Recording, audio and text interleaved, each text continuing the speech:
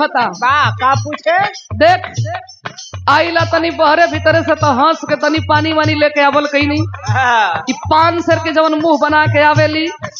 मेहररुआ कलश के ना बोलो तोहर आदत ठीक नहीं खे मर्दा कलाई पकड़ के बैठा लेलस कलश की ए हमर रानी का चाही कहता का धन चाही मन चाही चीज कवन चाही धन चाहे मन चाहे चीज कवन चाहे धन चाहे मन चाहे चीज कवन चाहे ए हो धन चाही मन चाही चीज कवन चाही हमारा से बोला का सनम चाही हो हमारा से बोला का सनम चाहे हो हमारा से बोला का सनम चाहे हो। तब में हररुआ कहा दिया कौन होते ना खरा बिराजा जी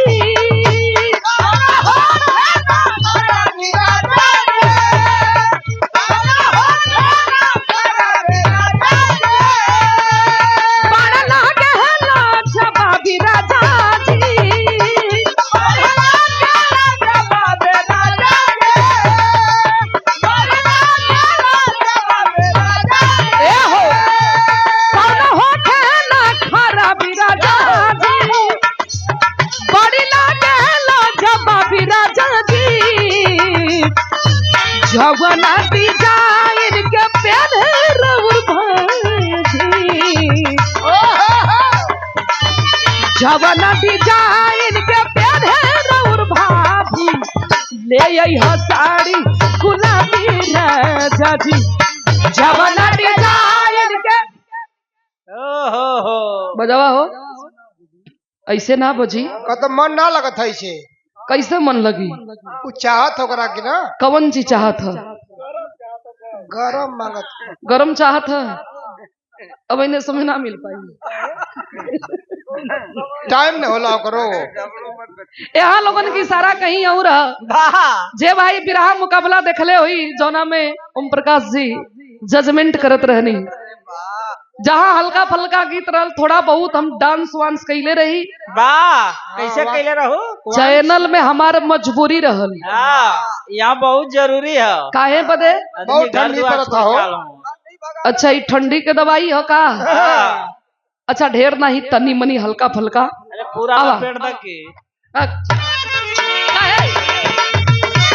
कौन होखे ना खराबी राजा जी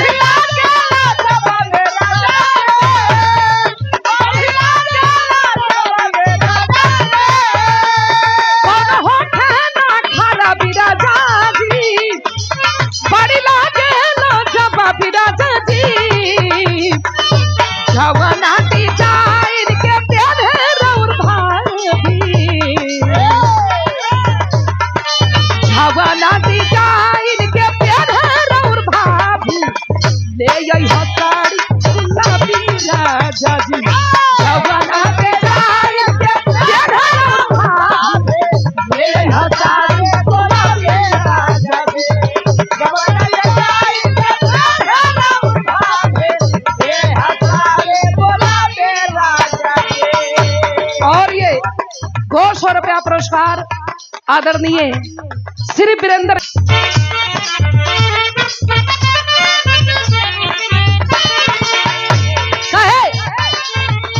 कौन होखे ना खराबी राजा जी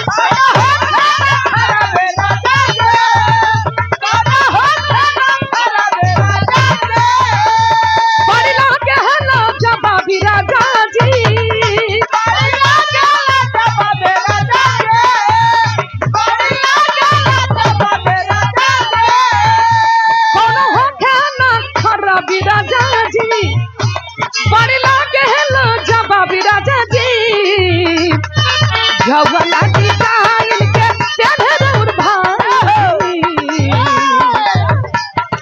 झवना डिजाइन के पेनहरउर भाई ये हसारे बोलावे राजा जी